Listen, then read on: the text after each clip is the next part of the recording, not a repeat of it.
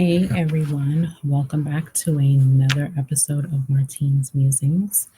I am your host, Martine Felton, and for those who are new to watching me or listening, I am a writer, a self published author, intuitive life coach, and an up and coming medium. I do tarot readings, and as far as my life coaching, what I offer is um, I help women to, lose their limiting beliefs, to love themselves more, to take care of themselves more, and to really step into their power so that they can manifest the things that they want out of life and follow their soul's path. So, I can say that I'm an empowerment coach, I'm a self love coach, I'm a transformational coach. It's like all of these things into one. I'm a coach, and I really help you with what your goal is.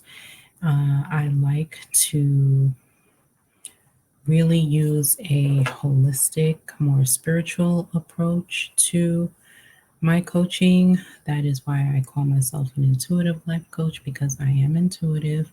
I do readings. I am connected to spirit. So I use that, my spiritual gifts, and fuse that into my coaching sessions. So now that I've got that all out of the way, I wanted to talk to everyone about. First thing I wanted to talk to everyone about is my latest book. It's called You Love, You Learn, and you can see that scrolling at the bottom of your screen. You can purchase a copy at my website, martinefelton.com, or you can go over to Amazon and Barnes& and Nobles and all other major book retailers online and purchase yourself a copy.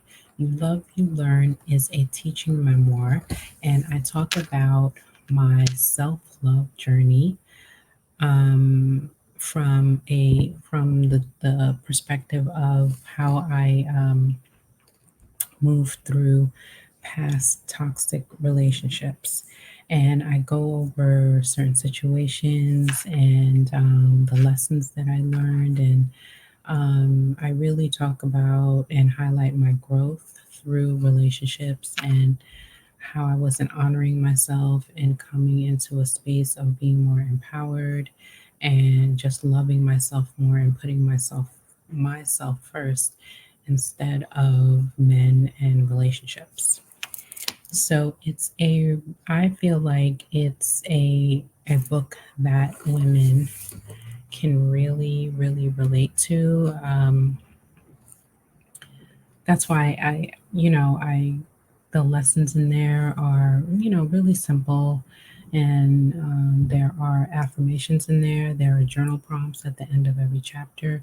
And as well as there are poems too. It's really a well rounded piece. So go and get yourself a copy. It's titled again, You Love, You Learn.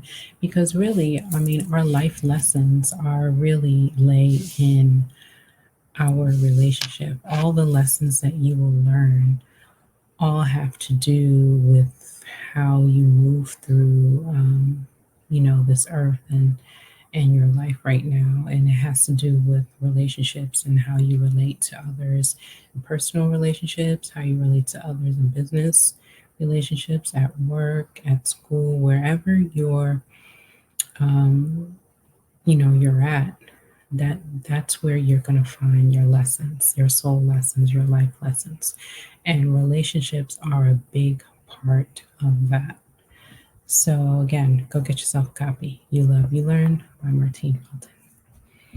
All right, so the reason for this episode is I wanted to talk about um, empaths and being an empath, and are you an unaware empath? I know I was for a very, very long time. I had no idea what an empath was up until a few years ago when I started my spiritual awakening.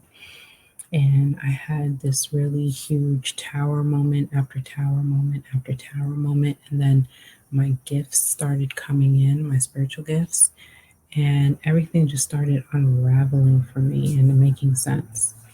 So the term empath has been thrown around a lot lately. I think it has.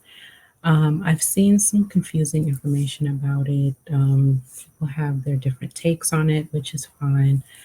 But as an empath myself, I can speak on a lot of my experiences and, share information for those who might feel a little confused about it because I know I was at first. So, having empathy, being an empath versus having empathy, it's two different things. So, having empathy is different from being an empath. Everyone has a level of empathy, right? Everyone has a level of caringness that they hold, but not everyone is an empath. Having empathy allows you to understand the experiences of others outside of your own perspective. But being an empath is like you feel others' experiences deeply. You're deeply tuned into the feelings of people around you and experience their emotions, their feelings, their traumas, and good or bad. You experience them as if they are your own. You feel them literally in your own body, in your heart, and how it affects your body. So, that's the way that is different. You can have empathy and hear someone's story and, feel bad for them and understand what they went through and, offer your help or just, console them and soothe them or whatever. But being an empath takes that a step deeper where you're actually taking on that feeling and it just kind of transfers onto into your energetic field, and it's like you're going through the same thing. Because empaths naturally, we don't have energetic boundaries. So this causes us to be highly sensitive to everything and everyone, and that's why we soak up people's emotions and traumas because we don't have any energetic boundaries. It's a beautiful gift. I mean, I have to be honest with you. At first, I thought I realized that I was an empath all my life as a child, teenager, young adult, growing up, and I didn't even know what it was. Um, but being an empath is a beautiful gift if you can manage it correctly. And usually empaths have really, if they manage it correctly and they work on using that gift to help others. Usually, empaths have spiritual gifts as well. They're usually clairsentient or clairaudient or clairvoyant or whatever. I feel like it doesn't only stop at being an empath. That I feel like once you're there and you're an empowered empath, there's more to come with that. But some people just, remain there, and that's fine too. So, being an empath, like I said, I feel like it's a beautiful gift if it's managed correctly. It can be extremely overwhelming. We can suffer from anxiety, depression, mood swings, chronic fatigue, addictions, obesity. However, and whatever else manifests for you, for that individual, because of the lack of energetic boundaries, we can suffer from a myriad of different things depending on your individuality. Um, it's hard for an empath to distinguish what emotions are theirs and what belongs to someone else that they've encountered with. Like, I'll give you an example. And now that I'm aware of this, I try to pay attention to how, when I interact with people outside of my home, how it affects me. So I went across the street to the supermarket one day, and one of the cashiers who I always, she knows me. We always, exchange pleasantries or what have you. So, but I can tell that she was not really herself. She may have been having a bad day. And I said to her, I was like, "How you doing? Your regular chipper self." She was like, "Yeah, And, she said a few things to me, like confirming that she wasn't really having a bad day. She wasn't really her best. And I really felt bad for her because I know that, on a regular day, she's really cheerful and she likes her job and, all is always well with her. So I was like, oh, okay, well, it'll be okay. Tomorrow's another day to be great. And, you know, um, it's just temporary. So kind of gave her a little pep talk. And so when I got home across the street, all of a sudden I felt like I was in a bad mood. Like my mood just went swung to the other side. And I was fine that day. I had nothing to be upset about, had nothing to be in a bad mood about. But I came in the house and I was just like, oh. And I realized that her energy had transferred onto me, literally, because there was no reason for me to be in a bad mood, nothing. And so I recognized that. And so what I did was, I felt my way through it. I let it come in, felt my way through the emotions, and then I let it go. So after a few hours, I was fine, but that's just an example of what could happen when you're an empath and you're not aware. I'm fortunately now aware of these things. So I can set my boundaries and know when to step back or, when to help people.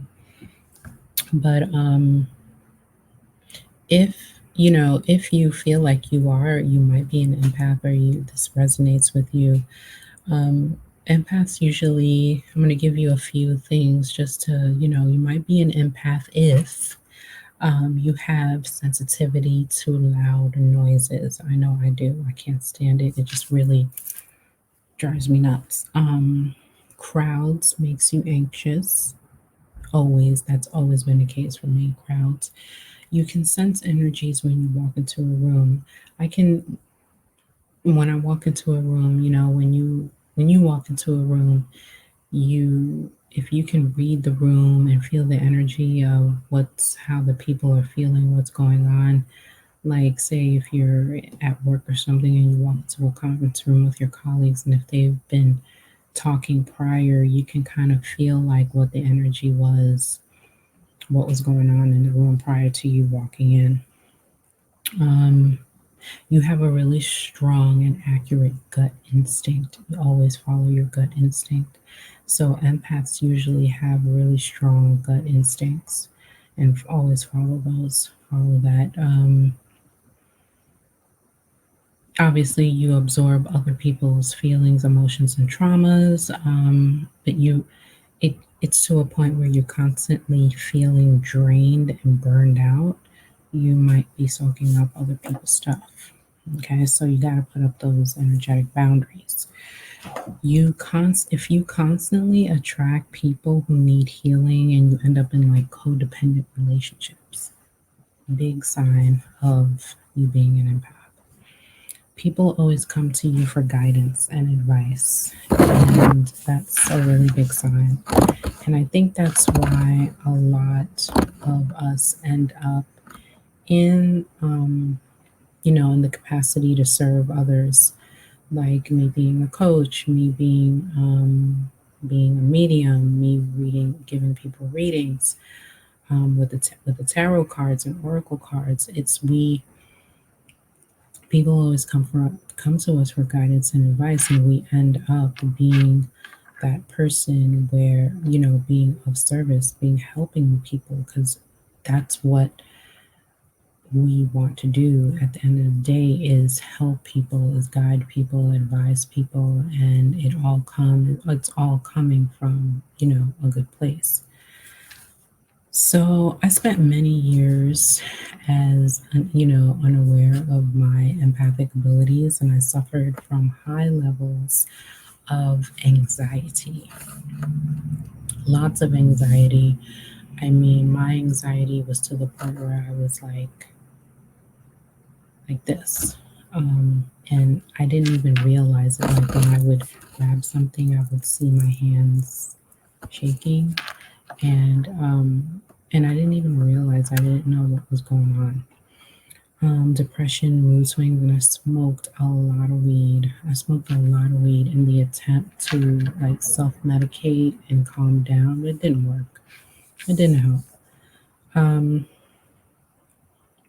I also suffered from people pleasing a lot, people pleasing syndrome, and really, really low self esteem because I was just so like over analyzing everything, over analyzing what I said, what I did, how other people reacted towards me.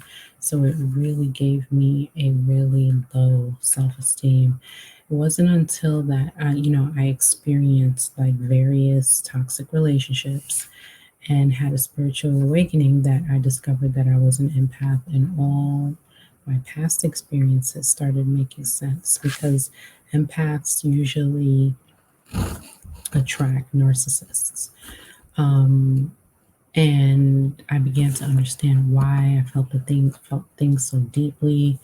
But I felt things so deeply, but then I always wanted to retreat from people. I wanted to retreat, but then at the same time, I wanted to help people. So it was really like kind of like, okay, where is the common ground in needing your space but wanting to be of service? It was confusing to say the least, and to this day, I'm still trying to find that happy medium. You know. So I go into this topic a lot about, you know, um, my being an empath and being in, toxic relationships. That's what my book is about. You Love, You Learn, where I highlight my self love journey through various toxic relationships from the past. Like I said at the top of this video, or at the top of this broadcast, however you're listening to this. In those times, I was an unaware empath and I was just allowing life to happen instead of me living, being my true self. So when you're unaware of your empathic abilities versus being empowered and being aware, as an unaware empath, you people please. But when you're aware, you say no. You can say no without guilt. That's what you want to do. You want to let go of the people pleasing and set your boundaries and say no without guilt. Don't feel guilty for taking care of yourself. Don't feel guilty for saying no to people, even though you know that they need you. Say, I'm busy right now. Maybe I can help you at another time or tomorrow, but you have to set boundaries. You have to um, not take on more than you can handle. So, when you're unaware, you can also struggle with anxiety, like I said before.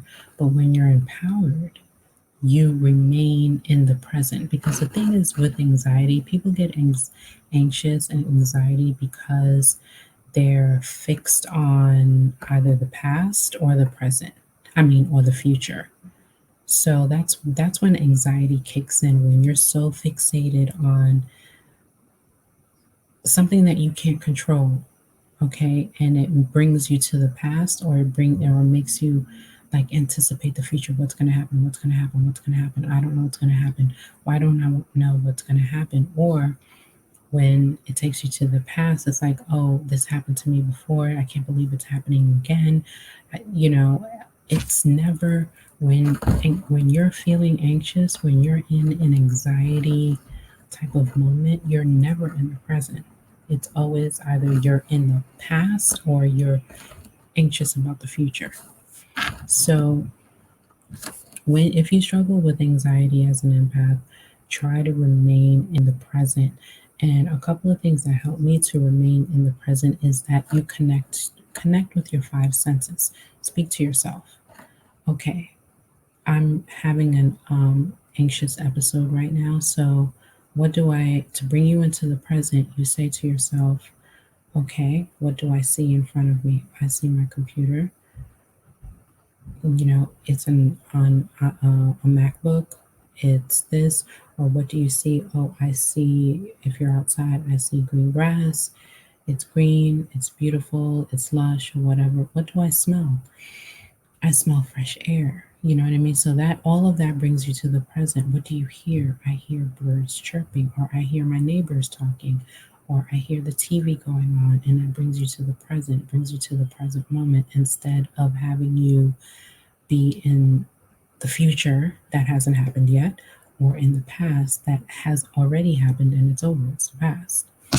Okay, so that's a way to kind of get into the present moment.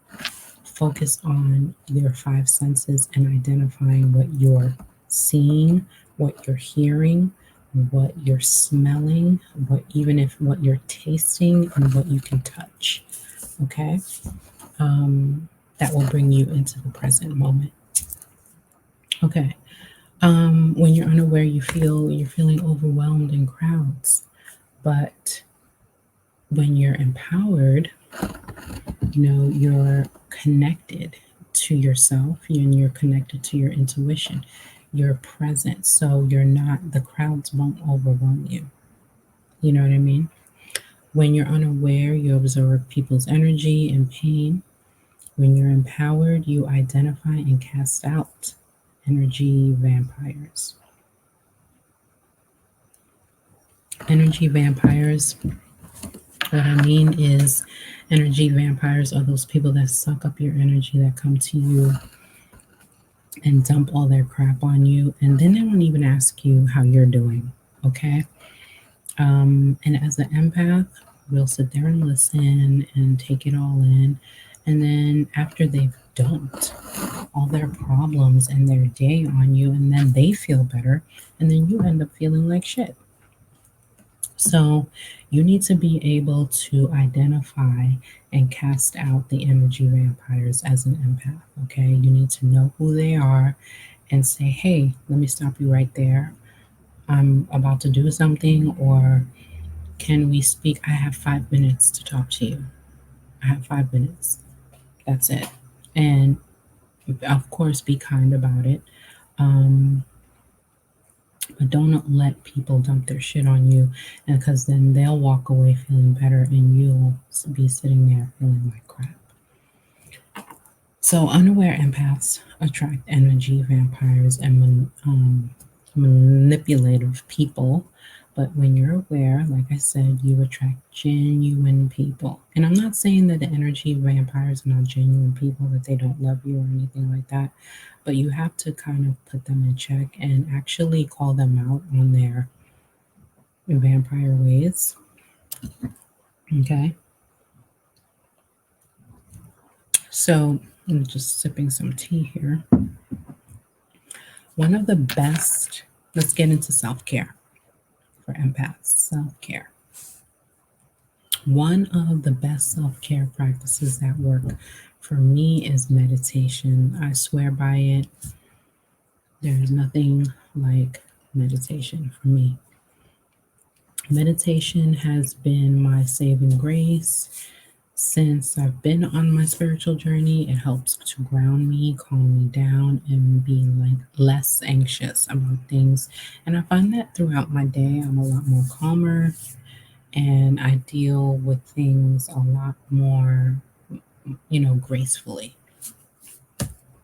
Journaling has also been integral to caring for myself. Journaling allows me and empaths to get our thoughts and emotions out, and when they're when they're on paper, you're able to sort them out, and you kind of learn things about yourself that you didn't know, because when you just like kind of brain dump on paper, you're like, hey, I didn't even realize that I felt this way. Another way is I love to art journal and paint. Has been another source of relief. Art painting has allowed me to express my pent up emotions and dump them on on the canvas. I really like. I'm not good at drawing, so I'm all about the abstract. I'm all about the abstract art right now. Spending time outside in nature, being outside, getting fresh air, grounding, getting your feet in the grass a little bit if you can do that. Touching the earth, sitting on the grass helps, or, just touching the earth and getting some sun, vitamin D onto your skin really, really helps. Taking showers helps with empaths too, as far as the anxiety. It relieves anxiety, the water, coming down on your body, and it just does something. Water is very cleansing. Water is very spiritual, so it does it's like a cleansing. Finally, just one day, just doing nothing. You know what I mean? Literally doing nothing. Not doing anything work relating, eating what you want, watching TV or YouTube videos all day, and not thinking about anything. Gives, all my thoughts and stuff going on in my head, a break, and basically, if you think you might be an empath and resonate with anything that I've mentioned here, remember that being an empath is really, truly a beautiful gift. It's just about being able to manage it and make it work for you, um, so that you can use that gift to serve others. It means that you're gifted. You're a healer and you're meant to help people, and you just need to learn how to manage it.